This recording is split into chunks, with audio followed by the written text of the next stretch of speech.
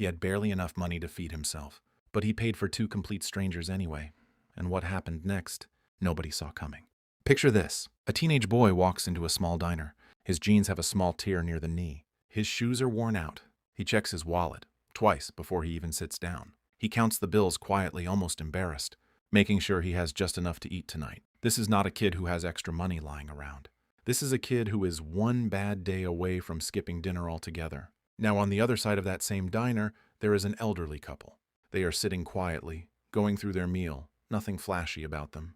No fancy clothes, no security guards, no hint at all of who they really are. Just two old people having dinner. And in a few minutes, something is going to happen between this boy and this couple that will completely change all three of their lives forever. Stay with me, because this story is going to make you rethink every moment. You ever hesitated to be kind? His name was Marcus, 17 years old. He lived in a small apartment with his mom, who worked double shifts at a laundry just to keep the lights on. His dad had left when Marcus was 9, so it had always been just the two of them against the world. Marcus worked small jobs on weekends, mowing lawns, carrying groceries, whatever he could find, and whatever he earned, he split with his mom without her even asking.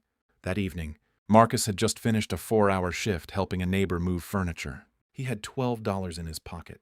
Not 1,200, 12. He walked into the nearest diner because his body was tired and his stomach was making noises that were honestly embarrassing. He ordered the cheapest thing on the menu, a bowl of soup and a small bread roll, and sat by the window watching people walk by outside.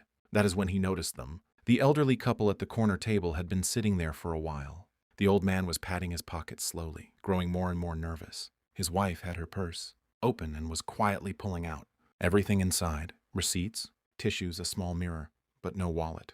The waiter came back to their table for the third time, and you could see it on the old man's face, that deep, quiet embarrassment of a person who does not know what to do next. Most people in that diner looked away. Some pretended to be busy on their phones. A few even whispered to each other and glanced over. Nobody moved, but Marcus did. He did not think long about it. He walked over to their table, put his $12 down next to their bill, and said, "And this is the part that gets me every time." He said, "Please don't worry about it. I've been there before." He was 17. He had never actually been in that exact situation, but somehow he understood what it felt like to be embarrassed about money. And that was enough for him to act. The old woman looked up at him with eyes that had seen a lot of life. She did not cry.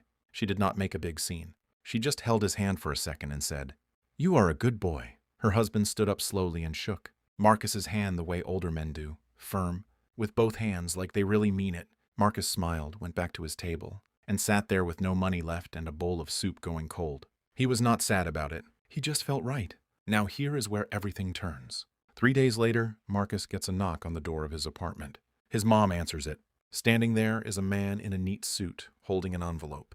He says he works for a gentleman named Robert Calloway, and that name means absolutely nothing to Marcus or his mom in that moment. But it should. Robert Calloway is the founder of one of the largest private investment firms in the country. He started from nothing in his 30s, built a real estate and finance empire over 4 decades, and is now worth somewhere in the range of $4.3 billion.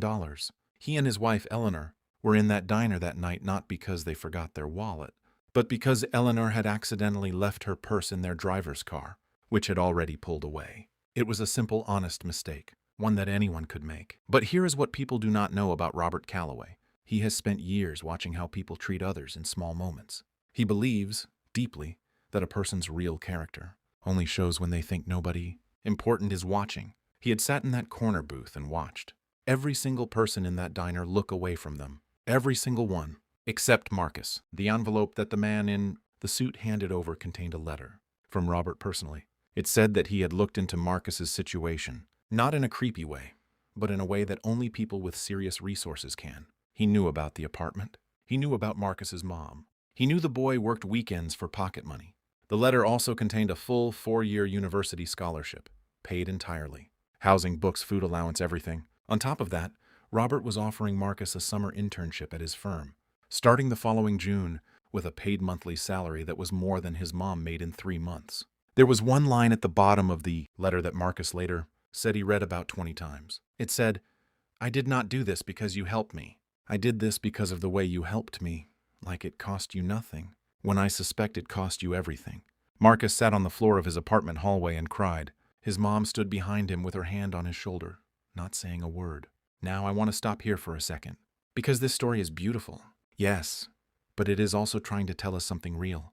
Research on human generosity, actual studies, done by universities like Harvard and Berkeley, shows that people who give without expecting anything back report higher levels of long-term happiness than people who do not.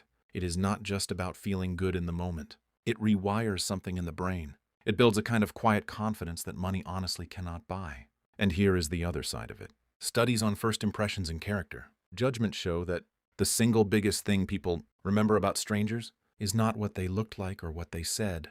It is how they made them feel. Marcus made two people feel like they were not invisible.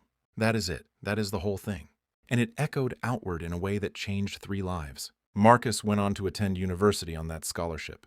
He studied finance, partly because of Robert, partly because he had spent his whole life watching money be scarce and he wanted to understand it. He interned at Robert's firm 2 summers in a row. Robert became something like a mentor to him. Eleanor used to send him home-cooked food on his birthday through a delivery service, which, honestly, might be the most billionaire grandma thing I have ever heard.